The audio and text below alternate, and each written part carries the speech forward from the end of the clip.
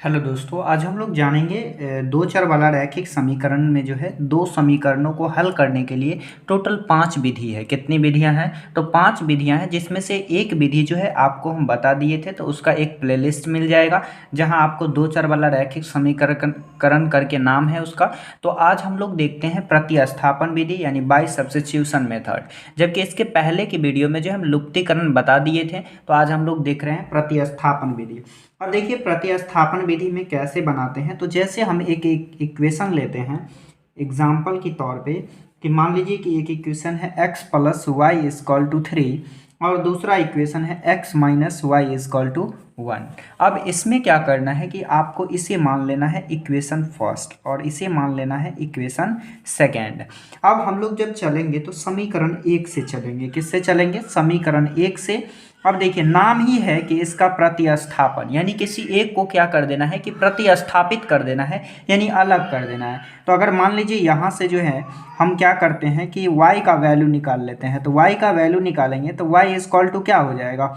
3, और ये x plus में है तो इधर आके हो जाएगा माइनस में। इसे आप जो है इक्वेशन 4 मान लेंगे, 3 मान लेंगे। क्या मान लेंगे? इक्वेशन 3 मान लेंगे, चूंकि ऊपर 2 था तो ये आपका इक्वेशन 3 हो गया। अब क्या करना है आपको, ये y का मान जो है इक्वेशन 2 में रख देना है। तो यहाँ लिखिएगा y का मान समीकरण 2 में रखने पर तो दूसरा समीकरण जो है आपके पास क्या है? तो दूसरा समीकरण है x माइनस वाई इजक्वल टू 1 और y का वैल्यू हम निकाल चुके हैं 3 माइनस एक्स। तो क्या करना है कि यहाँ जो है y का वैल्यू डाल दीजिए। तो ये हो जाएगा x माइनस 3 और माइनस का x इजक्वल टू 1। अब इससे माइनस करेंगे तो ये हो जाएगा प्लस माइनस माइनस का 3 और ये माइनस माइनस का प्लस x हो जाएगा इजक्वल टू 1।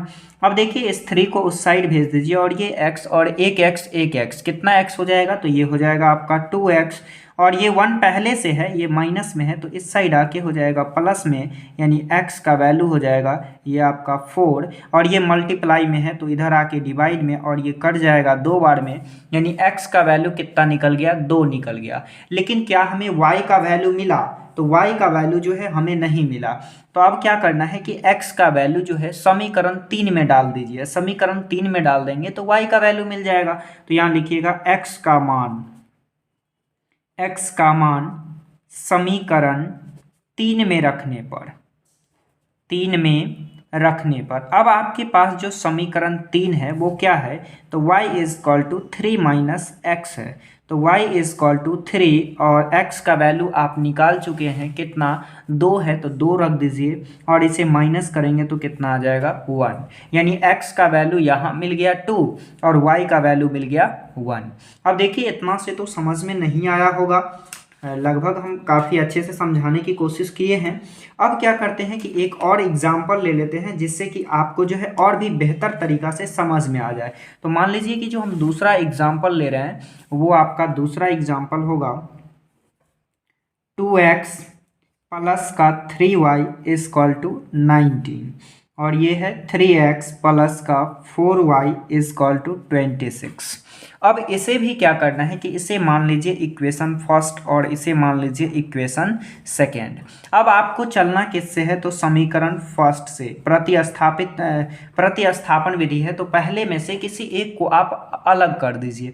प्रतिस्थापित मतलब ही होता है हटाना, तो किसी एक को अलग कीजिए। तो यहाँ देखिए 2x और प्लस का 3y इजक्वल टू 19।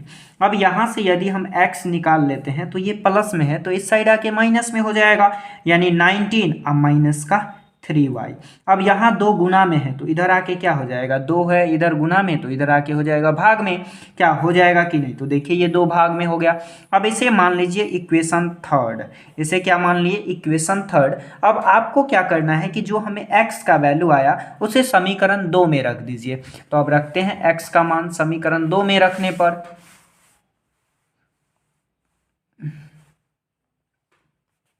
x का मान समीकरण 2 में रखने पर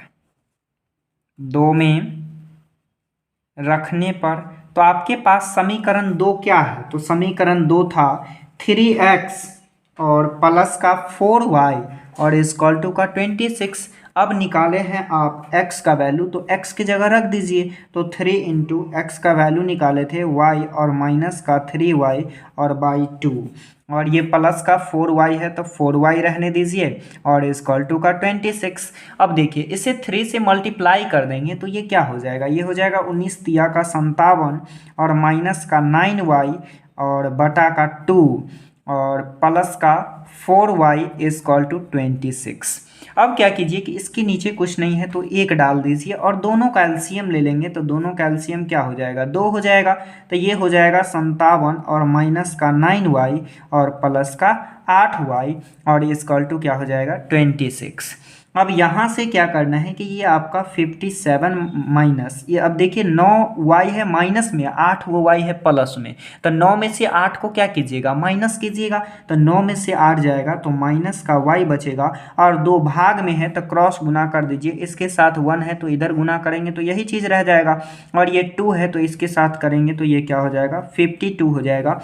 अब यहाँ से हम y निकाल लेंगे तो माइनस का y हो जाएगा और ये 52 हो जाएगा और ये प्लस में है, इस साइड आके माइनस में y इक्वल टू क्या निकल जाएगा, तो माइनस का y इक्वल टू निकल जाएगा माइनस का 5, माइनस से माइनस कट जाएगा और y का वैल्यू क्या निकल गया, तो y का वैल्यू हमें 5 मिल गया। अब 5 मिल गया तो अब क्या करते हैं, इसे समीकरण 3 में रख देते हैं। तो रखिए y का मान समीकरण 3 में रखने पर तो आपके पास जो समीकरण 3 है वो क्या है, तो तीसरा समीकरण है x इक्वल टू 19 और माइनस का 3y बाई 2, लेकिन हमें y का वैल्यू तो निकल गया 19 और माइनस का 3 गुना y की जगह 5 डाल दीजिए और बटा का 2। अब देखिए ये हो जाएगा 19 और 5 तिया का 15 और बटा का 2। 15 19 में से 15 को माइनस करेंगे तो क्या बचेगा, 4 बचेगा। ये हो जाएगा आपका 4 बटा का 2, कट करके आ जाएगा 2, यानी क्या क्या निकल गया, तो x का वैल्यू आपका निकला 2, क्या निकला 2 और y का वैल्यू 5 निकला। ये आपका प्रतिस्थापन विधि द्वारा जो है बन गया। तो ये चीज़ समझ में आया होगा, देख लीजिए एक बार पूरे।